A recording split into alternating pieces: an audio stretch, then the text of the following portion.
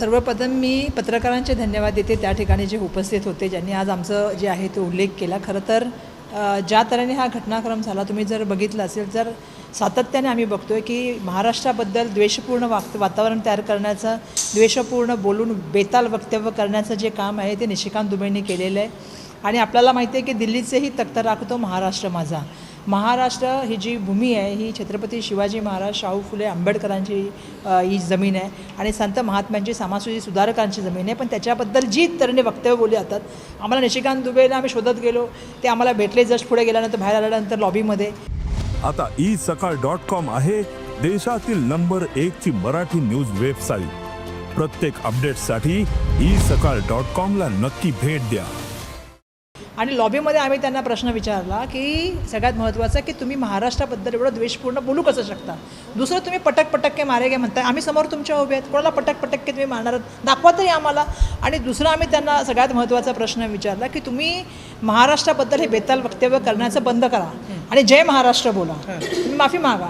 मला सांगायला पाहिजे की ते आम्ही 3 महिला आणि त्याच्यानंतर आमच्याबरोबर जवळपास 10-12 पुरुष होते. ते बघून असे त्यांना वाटलं की काय चाललं आणि काय नाही चाललं. आणि जो आमचा जय महाराष्ट्राचा आवाज जो होता तो त्या पूर्ण परिसरामध्ये, लॉबीमध्ये इतका घुमत होता. आणि बघून ते तिथून हो मी महाराष्ट्राचा आदर करतो, मी जातो जय महाराष्ट्र बोलून तिथून निघून गेले. मी पाय काढता घेतला. जय महाराष्ट्र म्हटलं का? हो म्हटलं जय महाराष्ट्र, निघून गेले. मी त्यांना म्हटलं की अशा तऱ्हेने तुम्ही जे आहात ना सातत्याने सगळ्यांना, आणि त्या पूर्ण परिसरामध्ये आम्ही इतका जय महाराष्ट्राचा गुणगुणा केला. खरं तर आम्ही जाताना पण ते जय जय महाराष्ट्र माझा, गरजा महाराष्ट्र माझा, ते गाणं गातच आम्ही त्यांच्या भाजपाच्या जे सांसद बसले त्यांच्यामधून गेलो. आमच्या निशिकांत दुबे कुठे आहेत, तिथं ते संसदेमध्ये नव्हते. बाहेर गेल्यानंतर तेच आमच्या समोर आले. आणि ज्या तऱ्हेने हा सगळा प्रकार झाला, खरं तर मी पत्रकारांचे धन्यवाद देते, कारण जय महाराष्ट्राचा जो घुमला आवाज कॅन्टीनमधून बाकीच्या ठिकाणून सगळे सांसद पळत आले आणि त्या ठिकाणी लॉबीमध्ये असलेल्या पत्रकारांनी ही न्यूज बघितली आणि पत्रकारांनी आज छापली. मी त्यांचं मनापासून धन्यवाद व्यक्त करते. परंतु या महाराष्ट्राच्या जनतेला मी या ठिकाणी सांगू इच्छिते की महाराष्ट्राबद्दल जर कोणी वाकड्या नजरेने बघेल, महाराष्ट्राबद्दल आणि मराठीच्या अस्मितेचं जर कोणी खेळण्याचं काम करेल आणि महाराष्ट्राच्या स्वाभिमानाला कोणी छेडण्याचं काम करेल, तर आम्ही दिल्लीमध्ये जरी असलो तरी शेवटी महाराष्ट्राचे प्रतिनिधी आहोत. ज्या वेळेला कोणी महाराष्ट्राबद्दल अशा तऱ्हेने बोलेल, पुन्हा निशिकांत दुबे असेल किंवा इतर कोणी व्यक्ती असेल, हे आम्ही खपवून घेणार नाही. त्यांना त्या ठिकाणी त्यांची जागा दाखवण्याचं काम करू. आणि महाराष्ट्राबद्दल तुम्ही पुन्हा बोलताना विचार केला गेला पाहिजे. खरं तर माझी अपेक्षा आहे की भाजपच्या सांसदांनीसुद्धा याच्यामध्ये जे आहे ते बोललं पाहिजे, महाराष्ट्राच्या नेत्यांनीसुद्धा त्या ठिकाणी भूमिका घेतली पाहिजे. पण आमची भूमिका एक आहे, महाराष्ट्र म्हणून आम्ही सगळेजण एक आहोत आणि महाराष्ट्राच्या स्वाभिमानाशी, अस्मितेशी कोणी जर खेळण्याचा प्रयत्न केला तर ते खपून घेणार.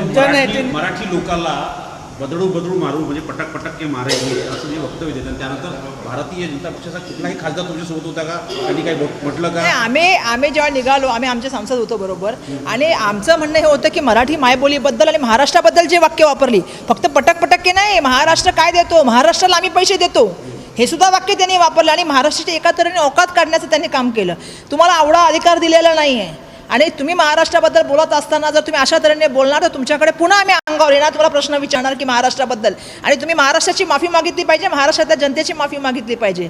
म्हणून मी सांगितलं की दिल्लीचंही तख्त राखवतो महाराष्ट्र माझा. महाराष्ट्राबद्दल जो कोणी वाकड्या नजरेने बोलेल, महाराष्ट्राबद्दलच्या अस्मितेशी कोणी खेळण्याचं काम करेल, तर आम्ही असेच प्रश्न विचारणार, त्यांना असाच दणाणून सोडणार. मग लॉबी असेल किंवा संसद असेल, त्या ठिकाणी हा आवाज येणाऱ्या काळामध्ये तुम्हाला घुमताना दिसेल. आणि मला अभिमान या गोष्टीचा आहे की आम्ही विविध पक्षाचे त्यावेळेला संसद एकत्र चाललो होतो आणि आम्ही 3 महिला समोर असताना सुद्धा आमच्या पुरुष सांसदांनी सुद्धा आम्हाला त्या ठिकाणी जे आहे ते मदत करण्याचं काम केलं आणि महाराष्ट्राचा आवाज त्या पूर्ण परिसरामध्ये गुंजला. आणि आजही मी बोलते की जय महाराष्ट्र.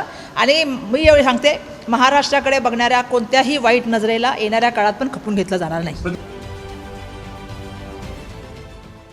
देश विदेशातील प्रत्येक घडामोडींचे लाईव्ह अपडेट मिळवण्यासाठी आता साम टीव्हीच्या सर्व सोशल मीडिया प्लॅटफॉर्मला लाईक, फॉलो आणि सबस्क्राईब करा.